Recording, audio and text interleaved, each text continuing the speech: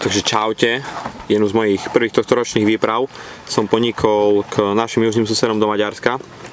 Vlastne bola to výprava, ktorá trvala 5 dní a počas týchto dní bolo to rôzne. Niekedy to išlo lepšie, inokedy to išlo zase trocha slabšie, teda nevždy to bolo také, ako by som si prvé jarné rybačky predstavoval.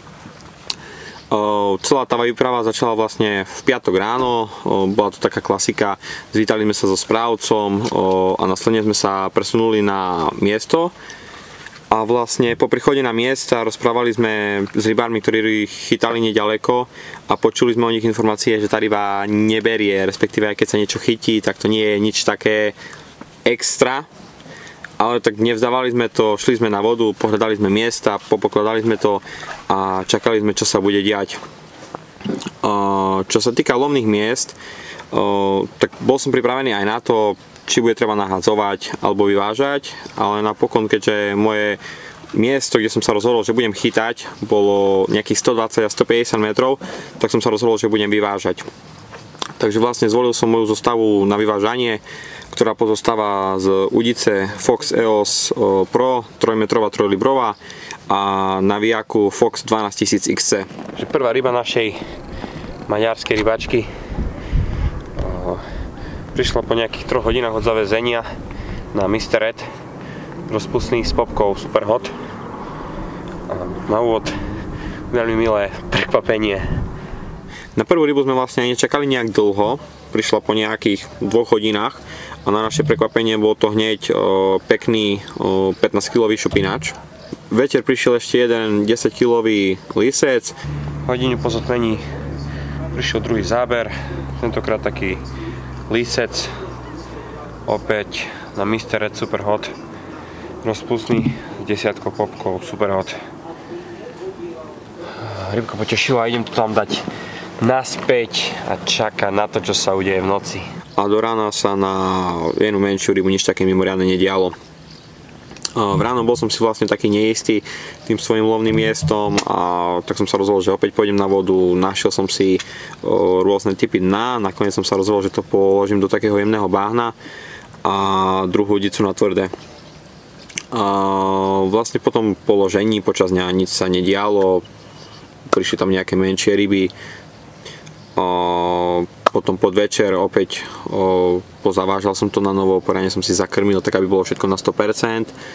A pri večeri a debate s kamarátmi prišla zrazu taká pomalá jazda a po zopár minútovom boji nakoniec sa v podberaku ocitla veľmi pekná ryba, ktorej som typoval na začiatku, že to bude niečo okolo 15 kg, ale párťak Peťo mi vraví, že hovorí, že to je ryba C20. Najprv som mu neveril, ale potom, keď váha po odčítaní saku ukázala 23 kg, tak to bolo niečo brutálne. Bol to vlastne môj nový osobák. Druhý večer a stalo sa to, kvôli čomu som to prišiel. Mám nový osobák.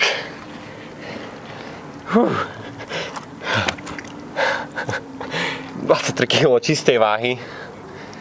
Mr. Dudy za našou plavačkou to zase vymaľoval. Neviem, čo mám ani viac povedať k tomu. No a po tomto kaprovi prišiel koloto záberov od rôznych rýb. Chytali sme väčšie ryby, menšie ryby, šupináče, lisce. Proste pravidelne, zhruba každú hodinu sme mali jeden záber. Bolo to niečo super. A zachutila mu gulička Mr. Red, rozpustná, v kombinácii s popkou Spicy Fish. Ďalší šupik. Opa. Jeden z tých krajších. 16 kg čistej váhy. Tentoraz Mr. Red s popkou Super Hot. Po krátkom čase opäť záber spod ostrova.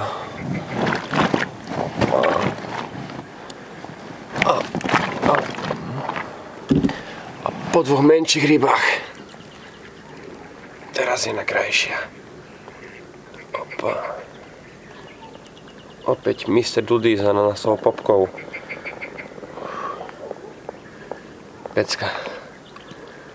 A vlastne celý nasledujúci deň to pokračovalo. Myslím si, že to bolo spôsobené tým, že prišla zmena počasia, ochladilo sa, začal fúkať vietor, sem tam spadla nejaká prehánka, tak si myslím, že na to ryba klane zareagovala. Taktiež jednu odicu som začal dávať pod protiráhly breh, kde som videl ukázať sa nejaké ryby. Tak určite formu zohralo aj to, keďže som zrazu začal chytať ryby na obe prúty. Od kapra. A takéto čudo. Opa. Neskutočný boj. Nedal mi ani meter zadarmo. A o to viac to teší. 17 kg čistej váhy. Opäť Mr. Dudy. Opa. A potom posledná noc to bola jedna veľká katastrofa. Trhal som montáže, počasie bolo katastrofálne, fúkalo, pršalo, bola to katastrofa, ale tak bojoval som a vytiahol som počas toho zo pár rýb s ranou čerešničkou. Vlastne bol to opäť nádherný šupinač, niečo cez 22 kg. Posledná noc má svoju moc a tento šupík je toho dôkazom. Opa.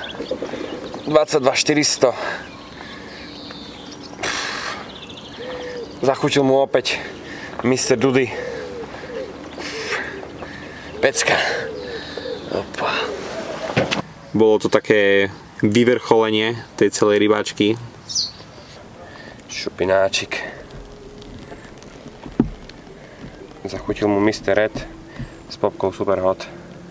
Na záver vlastne, čo mi chýbalo, bol ešte koi kapor. Tak vlastne tesne pred stiahnutím udíc prišiel ešte malý koi, tiež nádherná ryba, myslím si, že má peknú budúcnosť ten kapor, keď bude väčší. No, čo sa týka nástrah, krmil som vlastne tým, čo som chytal.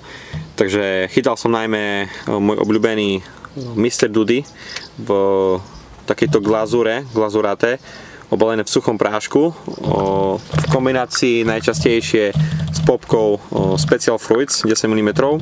Vlastne boily som používal rozpustné, kvôli tomu, že tá gulička lepšie pracuje, je to pre rybu atraktívnejšie. A na druhý prúd som stále dával Mr. Red Superhot. Tie som ale používal v dipovanej verzii, taktiež rozpustné o priemere 20 mm a kombinoval som ich s popkou Spicy Fish 10 mm. A opäť ten Mr. Dudy dal mi troška viac rýb, na Mr. Red som zase chytal väčšie ryby, celý čas som týmto nástrahom dôveroval, nemal som čo meniť. Montáže. Na montáž som používal obľúbený háčik Curve Short vo veľkosti číslo 6 v kombinácii so šnúrkou Camotex Semi-Stiff 25 libier. Vlastne ešte celé som to vyľaďoval mikrokrúžkom. Takto nejak vyzerala moja montáž. I napriek tomu, že to bol relatívne malý háčik, držalo to veľmi pekne, ryby mi z toho nepadali, takže s tým som bol fakt spokojný. Takže čo dodať na záver? Asi toľko, že tú rybačku som si fakt užil, boli sme dobrá partia, zasmiali sme sa, pokecali, chytili sme kopec pekných rýb a veľmi príjemný jarný zážitok. Na záver, čo hodnotím to ako veľmi úspešnú jarnú rybáčku a teším sa na ďalšie zážitky od vody. Ešte všetkým slušným rybárom prajem veľa zážitkov, radosti a úspechov pri vode, nech sa vám darí.